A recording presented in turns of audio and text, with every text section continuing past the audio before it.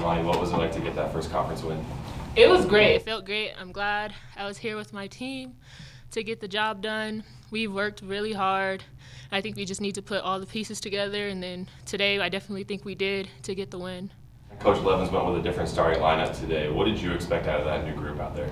I put all my trust in my team. Each player, I know in Amanda. So I know that whatever she chooses is for a reason, and she knows what she's doing. And I know that my teammates, I trust them to get the job done no matter who starts the game.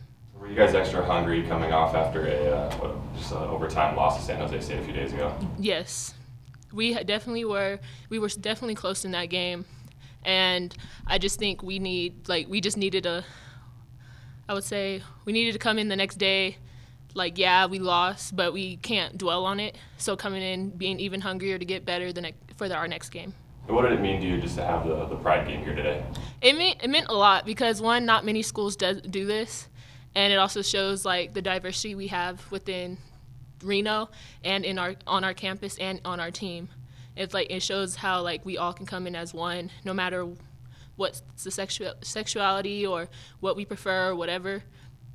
And I just think it's a really cool experience. All right, Tom, how did it feel to get that start today? It felt really good. We came out fast like we wanted to. They got the first few points on us, but like we have really good resilience. So even though that happens, we still work harder to get above them, to get ahead of them and keep that lead. And we'll battle no matter what. So it felt really good. What are some of the things that you saw here today that led to that first conference win? Togetherness. It's a big thing right now with our team is being united as one and to be connected on the floor and off the floor. So the people on the bench be connected with the people on the floor so that we can keep talking to each other. And that was just a big thing that played in it, especially over the losses that we've had.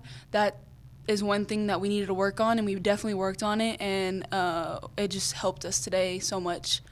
A win that can kind of propel you guys through the rest of the conference, kind of build some momentum for you? I feel like yes, because, once you get a taste of winning, it's hard to just let it go. So we're going to be hungry every game after this, and we're coming for, a win. And what did it mean to you to have the Pride game here today?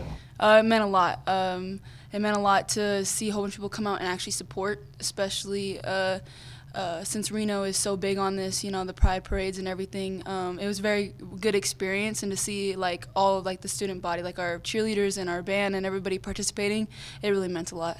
And like Imani said, what does it mean to you specifically that you guys were able to host something like this, whereas other schools don't have, kind of the same dynamic?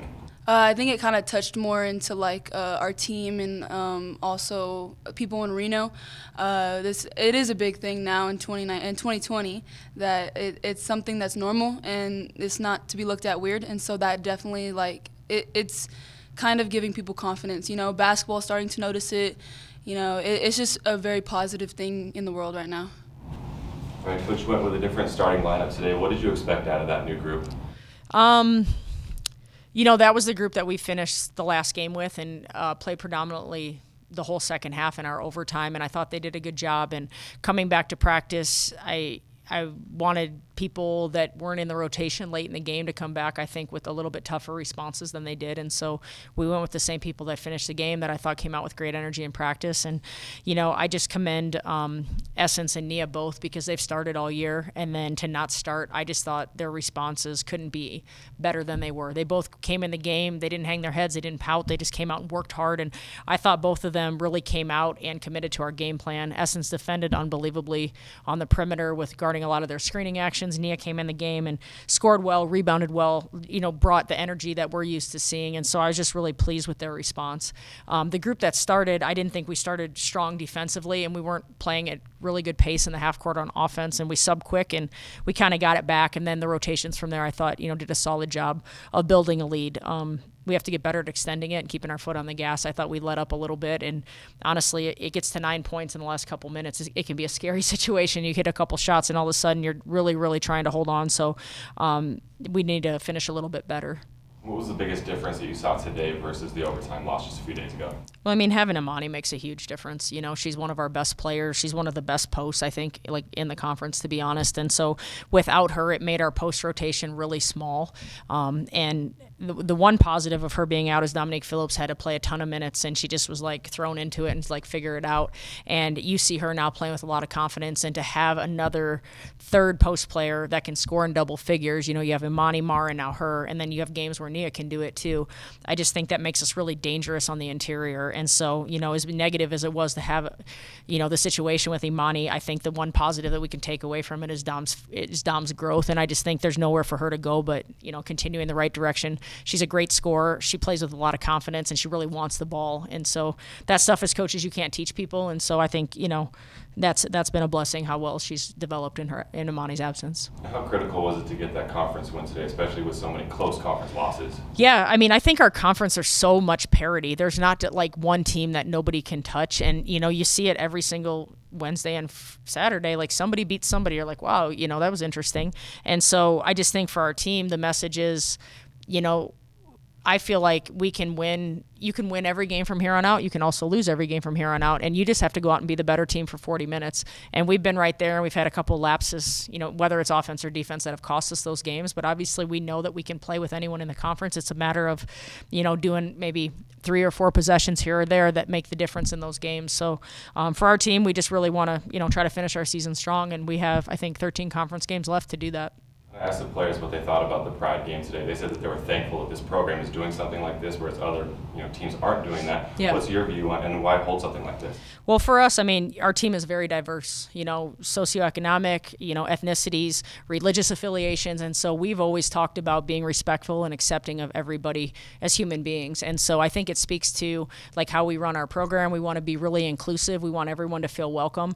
You know, we want our games to be a place where people can come and be excited and kind of have, you know, something in common that they're excited about and they're cheering for. And so if it helps bring people together, then I'm all for it. And, you know, when I first got the job, Timo started something with the national anthem where we invited groups every single game to like work on unity. You know, it's like we want to work together with people in our community and just focus on the fact that we're all human beings. And it was an amazing thing because there was a lot of controversy at that time with, you know, kneeling for the national anthem and protesting and things like that. And when I got here, I was just so impressed that we had a student athlete that reached out and said, no, we're going to come together and we're going to respect different groups in our community and, you know, become one. And so I just think this is just another step kind of in that direction of just showing that we are inclusive and like, you know, we're all human beings.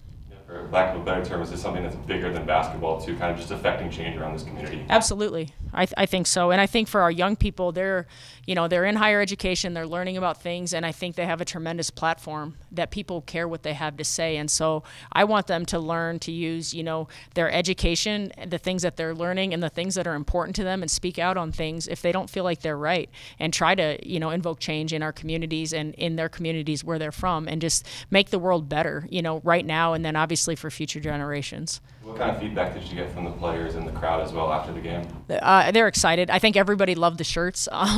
We had some of our staff members design. We've had several theme shooting shirts this year, and when we've done that in the past, our supporters are always asking, how can we get, you know, access to that stuff?